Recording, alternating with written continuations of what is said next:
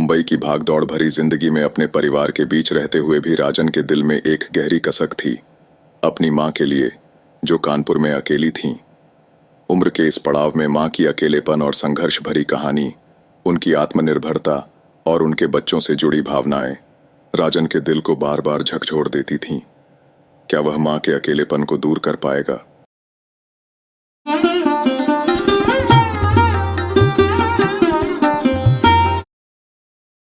मां अपनी जगह पर थोड़ा सा हिली। राजन मां की तरफ झुका। मां, कुछ चाहिए क्या? लेकिन मां फिर सो गईं। मां कुछ दिन पहले गिर गई थीं और उनकी रीढ़ की हड्डी में चोट लग गई थी। डॉक्टर ने उन्हें 3 हफ्तों का बेड रेस्ट बताया था और कुछ सावधानियों के साथ फिजियोथेरेपी कराने के लिए भी कहा था। इस उम्र में गिरना आम समस्या है। राजन चुपचाप मां का चेहरा देखने लगा। झुर्रियों से भरा चेहरा क्या हमेशा से ऐसा ही था? क्या यह जर्जर शरीर ही हमेशा से मां की पहचान था?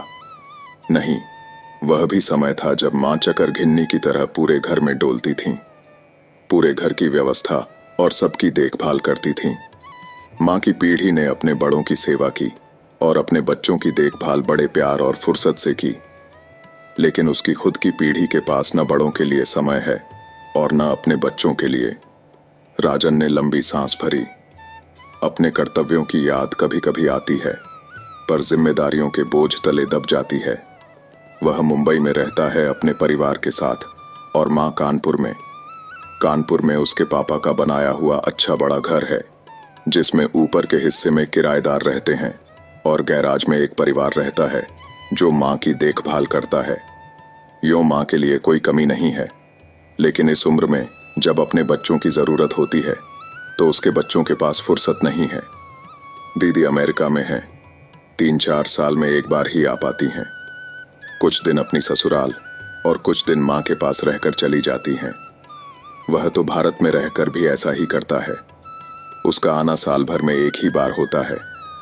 उन थोड़े से दिनों में उसे किरण के मम्मी पापा के पास पुणे भी जाना पड़ता है। किरण भी नौकरी करती है। राजन के खुद के बच्चे जब काफी छोटे थे तो मां उसके पास काफी रही थी। उन्होंने बहुत मदद की बच्चों के लालन पालन में। तब मां की उम्र कम थी। वे घर में बच्चों के साथ अकेले भी रह लेती थीं। उनके बच्चे बड़े हुए तो मां का आना कम हो गया। उनके बेटे और बेटी 12वीं करने के बाद 1 साल के अंतर में मेडिकल और इंजीनियरिंग में प्रवेश लेकर बाहर पढ़ने चले गए। अब मुंबई में वे दोनों अकेले ही रह गए थे। अब जब मां को उनकी जरूरत थी तो वे मां का साथ नहीं दे पा रहे हैं। कानपुर में उनका लंबे समय तक रहना हो नहीं पाता है और मुंबई में मां को अकेले फ्लैट में छोड़ना मुश्किल होता है। वे दोनों सुबह निकलते हैं और रात को घर आते हैं। मां को इस उम्र में फ्लैट में अकेले छोड़ें कैसे? और मां भी रहना नहीं चाहती। कानपुर में गैराज में रहने वाला परिवार है, किराएदार हैं, पास पड़ोस है। मां का फिर भी वहां मन लग जाता है, लेकिन राजन को अपराध बोध सालता है। क्या करे वह? उसके संस्कार ऐसे थे कि वह मां की सेवा करना चाहता था, पर परिस्थितियां ऐसी थीं कि वह कर नहीं पाता था। उसकी उम्र इस समय 50 साल थी और मां की 73 साल। 10 साल बाद वह रिटायर होगा और किरण उसके भी 3 साल बाद। तब तक मां पता नहीं रहेंगी भी या नहीं। अचानक राजन सिहर गया। क्या मां सचमुच ऐसे ही चली जाएंगी दुनिया से, बिना अपने बच्चों का साथ पाए? जिंदगी भर उन्होंने सिर्फ जिम्मेदारियां ही तो पूरी की हैं। दिया ही दिया है बस। पाने का तो मौका ही नहीं आया उनकी जिंदगी में। पिता तो मां के सामने चले गए, इसलिए अकेलापन उन्होंने नहीं भुगता। लेकिन मां, वे तो भरा पूरा परिवार होते हुए भी अकेलेपन का दर्द झेल रही हैं। कैसे रहती होंगी अकेली? गैराज में रहने वाला परिवार भी साल में एक बार तो अपने गांव जाता ही है, तो कुछ दिन मां को अकेले रहना पड़ता है। वैसे भी घर के अंदर तो वे अकेले ही रहती हैं। राजन अपनी ही सोच में डूबा हुआ था। तभी आसमानी बिजली जोर से कड़कई और घर की बिजली चली गई। इन्वर्टर शायद खराब पड़ा होगा। मां ये सब कैसे अकेले मैनेज करेंगी? वह मोबाइल की टॉर्च जलाकर मोमबत्ती ढूंढने लगा। बिजली भी कड़कती होगी, बिजली भी जाती होगी। कभी मां की तबीयत भी खराब होती होगी। डर लगता होगा, घबराहट होती होगी। कैसे रहती होंगी मां? राजन के मन से मां की परेशानियां नहीं हट पा रही थीं। तन से कमजोर इंसान मन से भी कमजोर हो जाता है। वह साल में एक ही बार आ पाता है। कौन ले जाता होगा मां को डॉक्टर के पास? दूर रहकर उसने माँ की इन छोटी छोटी परेशानियों के बारे में कभी नहीं सोचा। मोमबत्ती नहीं मिली। उसने खिड़की से कांता को आवाज दी। कांता अंधेरे में रास्ता टटोलती हुई अंदर आ गई। तभी माँ की क्षीण सी आवाज सुनाई दी। वह तेजी से बेडरूम की तरफ दौड़ा। माँ के हाथ में मोमबत्ती और माचिस थी। मोमबत्ती और माचिस उनकी साइड टेबल की दराज में थी। माँ ने हाथ बढ़ाकर दोनों चीजें निकाल लीं। उसे सुखद आश्चर्य हुआ। इस उम्र में जीवन जीने का तरीका माँ ने किस तरह ढूंढ लिया था। उसने माँ से मोमबत्ती और माचिस लेकर मोमबत्ती जला दी।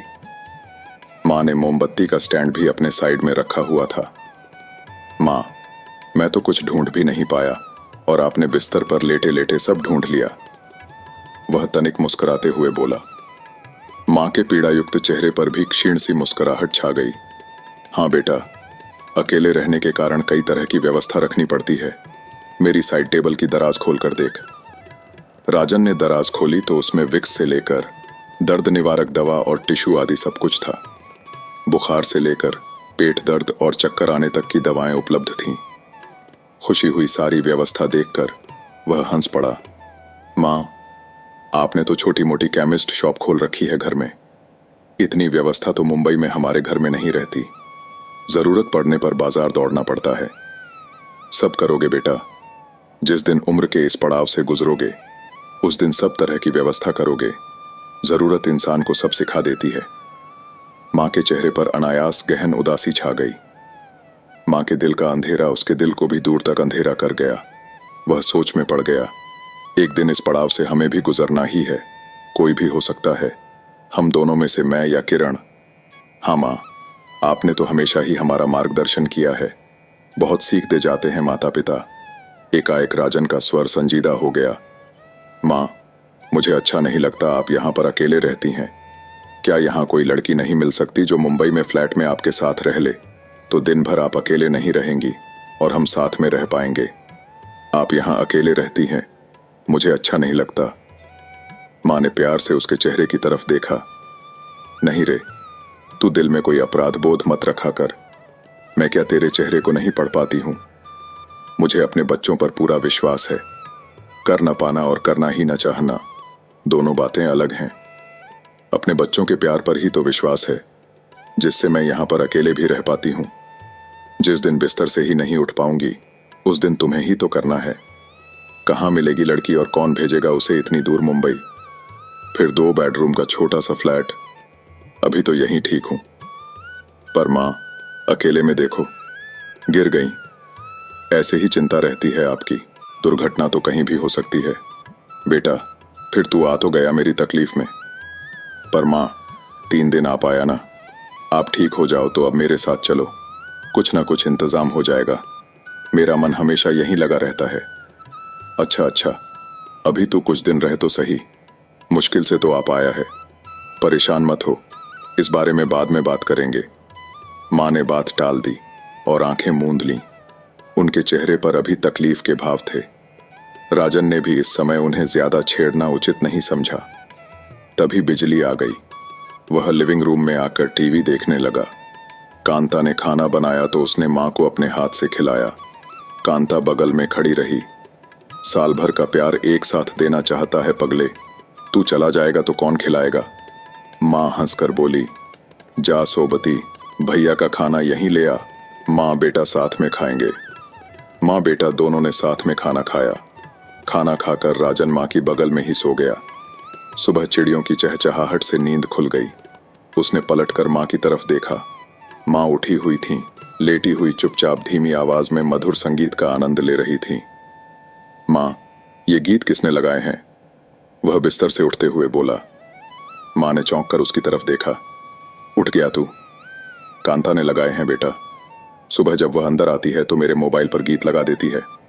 आजा, चाय पी ले। कांता रख गई केतली में। अपनी भी डाल ले और मेरी भी। उसने उठकर चाय कपों में डाली। माँ बेटा दोनों चाय पीने लगे। कांता ने खिड़की पर से पर्दे सरका दिए थे। बाहर माँ की बनाई छोटी सी क्यारी में राई, पालक से लेकर सब कुछ उग रहा था। कंक्रीट के जंगल में रहने वाले राजन के लिए यह बहुत ही खुशनुमा पल था, चाय पीते हुए बाहर की हरियाली देखना। राजन की नजरों का पीछा करते हुए मां बोली, माली करता है ये सब। तेरे पापा को किचन गार्डन का बहुत शौक था, इसलिए अभी तक देखभाल करवाती हूं। हाँ मां, बहुत अच्छा किया आपने। आज तो मेरा मन भी अपने हाथों से हरा धनिया और राई तोड़ने का हो रहा है। एकाएक वह चप्पल मन से पीछे का दरवाजा खोलकर बाहर चला गया। थोड़ी राई और धनिया तोड़ लाया। पैर मिट्टी से सन गए थे। बाहर नल से धोकर गीले पैर के साथ कमरे में आ गया। मां ने देखा तो बोली, तेरी बचपन की आदत नहीं गई ना? गीले पैरों से पूरा घर गंदा करता था। पैरों की तरफ गद्दे के नीचे पुराने कपड़े के टुकड़े रखे हैं, पोंछ लें। उसने नीचे की तरफ से गद्दा पलटा। वहां पर कपड़े के कई साफ सुथरे टुकड़े रखे थे। मां की सारी दुनिया उनके आसपास बसी थी। सुबह के नित्य कर्म से निबटकर वह आया। इधर कांता ने मां को स्पंज करके कपड़े बदलकर तैयार कर दिया। नाश्ता भी राजन ने मां की बगल में बैठकर किया। हर संभव प्रयास कर वह मां को अपने हाथ से दवा और खाना वगैरह खिला रहा था। तभी घर के बाहर कुछ चहल पहल हुई। 5-7 औरतें अंदर आ गईं। उनमें कुछ मां की उम्र की, कुछ बड़ी और कुछ छोटी भी थीं। वे सीधे मां के बेडरूम की तरफ चली गईं। पल भर में ही जैसे पूरा घर बातों की चहचहाहट से भर गया। मां की हंसी की आवाज भी आ रही थी। कांता ने उन्हें चाय बनाकर पिलाई। कौन है सोपती? ये सब अम्मा जी की पड़ोसी हैं और सहेलियां भी। वह मुस्कुराकर बोली, उस दिन अस्पताल ये ही लेकर गई थी अम्मा जी को। थोड़ी देर में मां की सहेलियां चली गईं। वह मां के कमरे में चला गया। मां के चेहरे पर स्निग्ध मुस्कान थी। पीड़ा की रेखाएं गायब थीं। मां, आप तो अपनी सहेलियों के साथ बहुत खुश थीं, खूब हंस रही थीं उनके साथ। उसने मां को छेड़ा। हाँ बेटा, तू आया है ना, तो आजकल वे नहीं आ रही हैं, वरना रोज ही आ रही थीं। कोई ना कोई मेरी देखभाल करती थी जब से चोट लगी है। उसे लगा मां को उसकी खास जरूरत नहीं है। उनकी दुनिया में बहुत कुछ है, उनकी खुशी और संतुष्टि के लिए। वह मां के करीब बैठ गया। उनका हाथ अपने हाथ में लेकर सहलाने लगा। मां, आपके बच्चों के अलावा यहां सब कुछ है आपके पास, वह सुखद आश्चर्य से बोला। वहीं तो सबसे बड़ी कमी है बेटा, तुम लोगों की बहुत याद आती है। फिर हमारे पास क्यों नहीं चलकर रहती? कभी मेरे पास रहो, कभी दीदी के पास चली जाओ, मन लगा रहेगा आपका। हूं, मां गंभीरता से मुस्कुराई। इस सब को छोड़कर भी तो नहीं रह सकती ना बेटा। कांता की बेटी है, जिसकी मैं पढ़ाई का खर्चा उठाती हूं। 12वीं कर रही है वह। मेरा हर काम करने को तैयार रहती है। कांता का पति मेरा सारा बैंक का काम कर देता है। कार भी ड्राइव कर लेता है, इसीलिए तो कार रखी हुई है, वरना तो कब की बेच देती। तुम लोग आते हो तो तुम्हें भी सुविधा हो जाती है। पर मां, आप हमारे पास रहेंगी तो इस सब की जरूरत ही नहीं रहेगी। कांता की बेटी की मदद तो आप वहां से भी कर सकती हैं। लेकिन यह तो सोचो ना बेटा कि तुम्हारे आने के लिए भी तो एक घर है। कहां जाओगे और कौन इंतजार करेगा तुम्हारा? मेरे बच्चे जब आते हैं तो मेरे लिए वे सबसे खुशी के दिन होते हैं, और तुम्हें भी खुशी होती है कि मां के पास जा रहे हैं। जिस दिन इस जिंदगी के लायक नहीं रहूंगी, इतनी अशक्त हो जाऊंगी, उस दिन तुम ही करोगे, तुम ही संभालोगे मुझे। लेकिन अभी तो मुझे सार्थक जीवन जीने दो बेटा। जब तक हो सकेगा हाशिए पर नहीं आना चाहती मैं। मां का स्वर आर्द्र हो गया। वह अपलक मां का चेहरा देखने लगा। वह आत्मनिर्भरता और आत्मगौरव से चमक रहा था। उसे संतोष हुआ और उसने समझ लिया कि वह मां को जितना दयनीय और मजबूर समझ रहा था, वैसा कुछ भी नहीं है। मां की जिंदगी में व्यवधान पैदा करना गलत होगा।